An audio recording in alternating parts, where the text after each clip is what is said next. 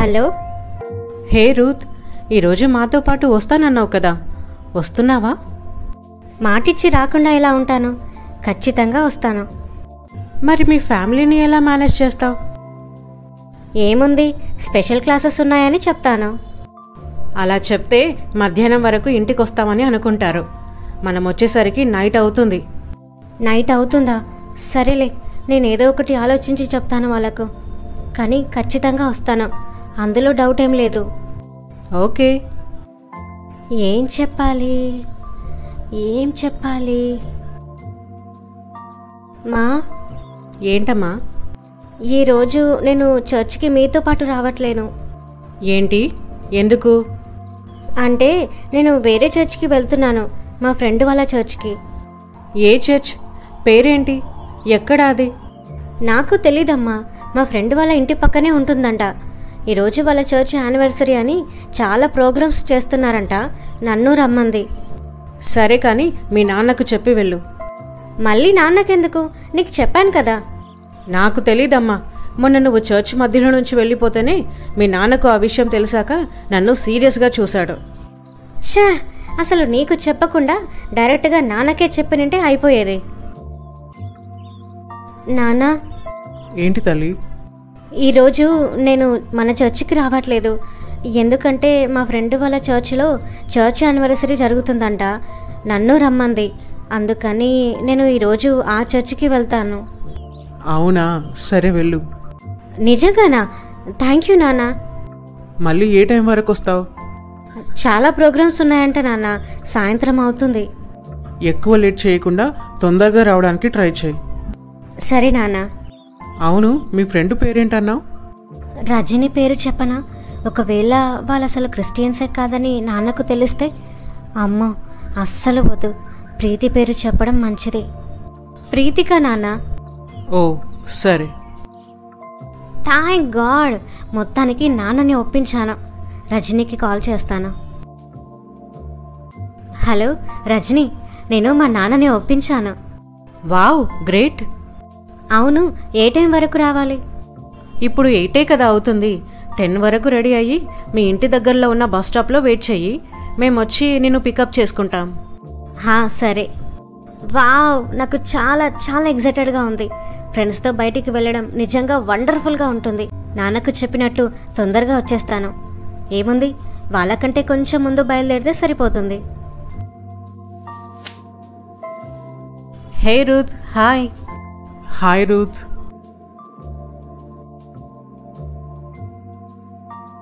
అమ్మా, ఇప్పుడు ఎందుకు ఏడుస్తున్నావు? నాకేం కాలేదు కదా. అసలు అలా ఎలా యాక్సిడెంట్ అయింది నీకు?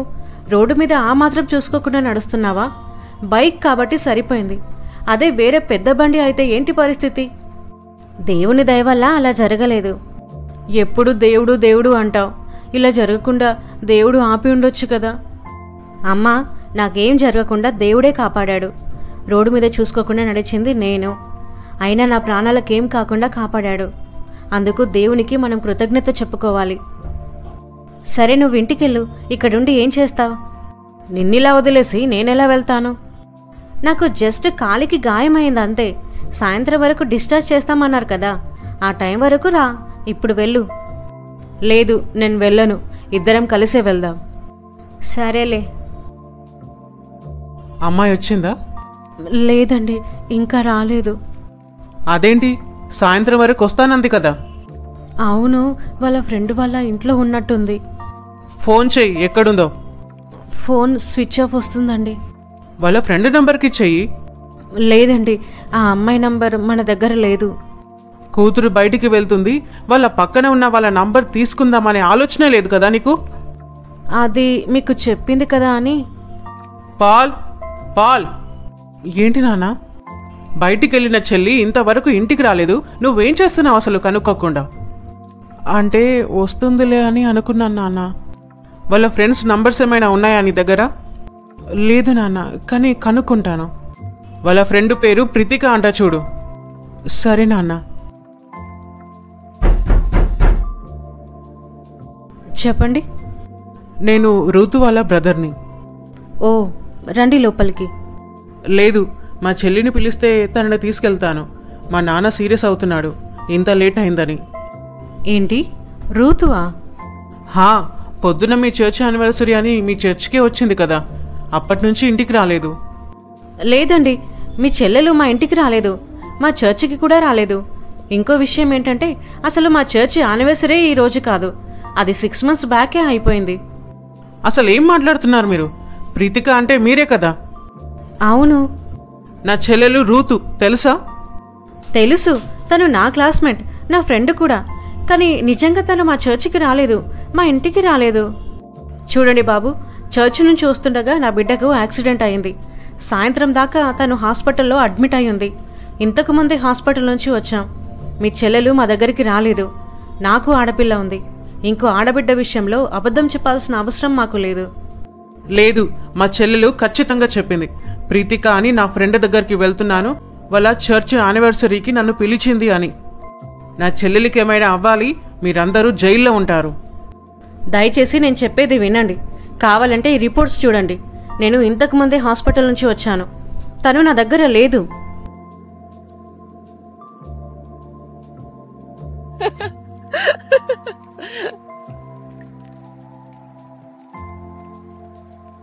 ఓ మై గాడ్, నా నోరు నొప్పెడుతుంది నవ్వలేక. నిజంగా ఎంత ఫన్నీ నువ్వు.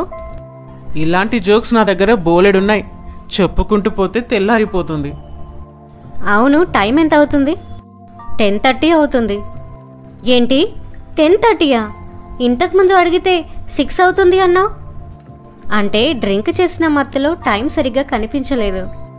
అయిపోయింది, మా నాన్న నన్ను చంపేస్తాడు. హే, నువ్వేం చిన్నపిల్లవి కాదు, 20 years ఉన్నాయి. ఇంకా మీ అమ్మ నాన్నకు భయపడుతున్నావు?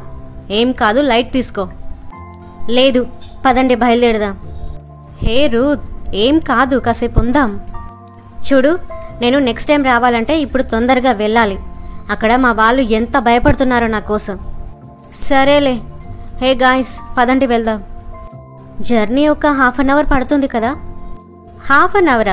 మార్నింగ్ చూసావు కదా, 1 hour టైం పడుతుంది. ఛా, అనవసరంగా వచ్చాను, రాకుండా ఉన్నా బాగుండేది. హే, ఎందుకంత ఫీల్ అవుతున్నావు? ఏదో ఘోరం జరిగిపోయింది అన్నట్టుగా. నువ్వు కాస్త మాట్లాడకుండా ఉండు, అంతా నీ వల్లే. అనవసరంగా నీ మాట విని వచ్చాను. చాలు, ఇంకా ఆపు. ఏం ఎంజాయ్ చేయనట్టు మాట్లాడుతున్నావు? ఇంతసేపు తెగ నవ్వావు కదా, అది గుర్తులేదా? ఒళ్ళు తెలియకుండా తిని తాగి టైం చూసుకోలేనిది నువ్వు ఇప్పుడు మమ్మల్ని అంటున్నావు. నీకంత భయం ఉన్న దానివి వెళ్ళిపోవడానికి ముందుగానే ప్రిపేర్ అయ్యి ఉండాలి.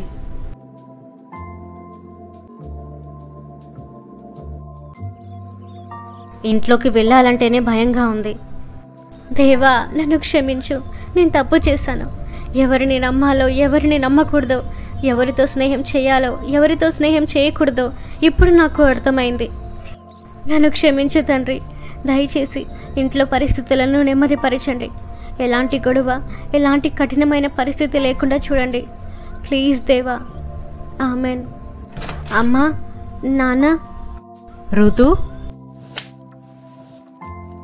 కొంచెమైనా బుద్ధుందా నీకు? ఇంతసేపు ఎక్కడికి వెళ్ళావు? ఎక్కడి నుంచి వస్తున్నావు? నన్ను క్షమించండి. నేను మా ఫ్రెండ్స్తో బయటికి వెళ్ళాను. మీకు చెప్తే వెళ్ళనివ్వరని అబద్ధం చెప్పాను. వెళ్ళనిస్తారా లేదా తరువాత మాట. నువ్వు నిజం చెప్పాలి కదా ఎక్కడికి వెళ్ళావని. సరే, అబద్ధం చెప్పావు, కనీసం ఫోన్ అయినా ఆన్లో ఉంచుకోవాలి కదా. మేము టెన్షన్ పడమా నీకేమైందో అని? సారీ నాన్న, తొందరలో ఫోన్కి ఛార్జింగ్ పెట్టుకోవడం మర్చిపోయాను. అందుకే ఫోన్ స్విచ్ ఆఫ్ అయింది. మీకు చెప్పకుండా ఇంకా ఎక్కడికి వెళ్ళను. ఇదే లాస్ట్ టైం. నన్ను క్షమించండి నాన్న. ముందు పాల్కి ఫోన్ చేసి ఇంటికి రమ్మని చెప్పు. సరేనండి. నీకోసం వాడు రోడ్లు పట్టుకొని తిరుగుతున్నాడు ఎక్కడున్నావో అని. నీ ఫ్రెండ్స్ అందరి ఇంటికి వెళ్ళాడు.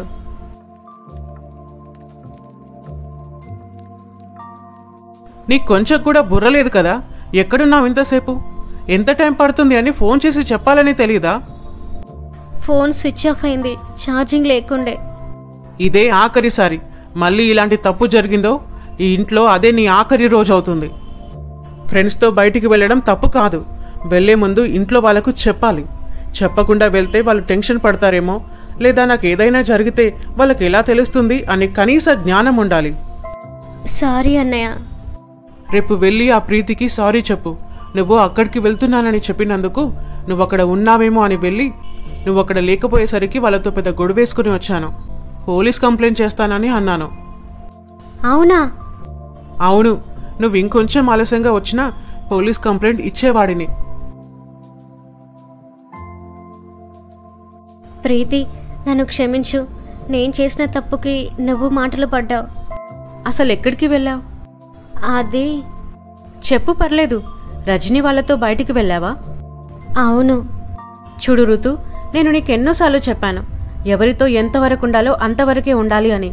ఎంజాయ్ ఎంజాయ్ అని వెళ్ళావు. ఎంతసేపు ఎంజాయ్ చేసావు? దానివల్ల నువ్వు పొందుకున్న మంచి ఏంటి?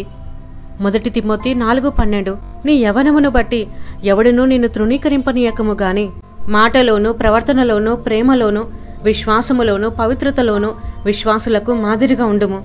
సంతోషం, ఎంజాయ్మెంట్ అంటూ ఏడుస్తున్నావు కదా. ఒక్కసారి దేవుని ప్రేమను, ఆయన సన్నిధి యొక్క సంతోషాన్ని రుచి చూడు.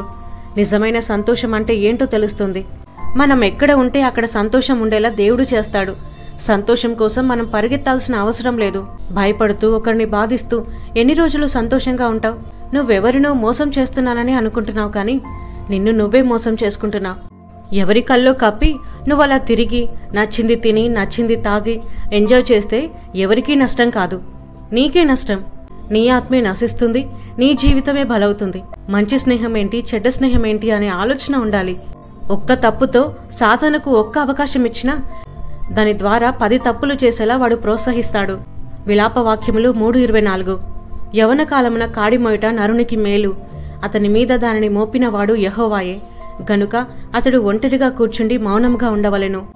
దేవుడు ప్రతి ఒక్కరిలో ఒక ప్రణాళికను ఉంచాడు. ఆ ప్రణాళికబద్ధంగా నడవడం మన బాధ్యత. లోకాశలను వెంబడిస్తూ నడవడం వల్ల ఎలాంటి ఉపయోగం ఉండదు. అప్పటి పూర్తి ఆనందం కలగడం తప్ప. అది ఇంకా ఇంకా నిన్ను లోయలోకి తీసుకెళ్తుందే తప్ప జీవితానికి ఏ ఉపయోగం ఉండదు. కాలం పరిగెడుతూనే ఉంది ఋతు. ఆత్మీయతలో మనం చేయాల్సిన పనులెన్నో ఉన్నాయి. ఇంకా పాపమనే బానిసత్వంలోనే కొట్టుమిట్టాడుతుంటే ఎలా? నాకు అర్థమైంది ప్రీతి. ఇప్పటి నుంచి దేవునికి విరుద్ధంగా ఏం చేయను. సరేలే,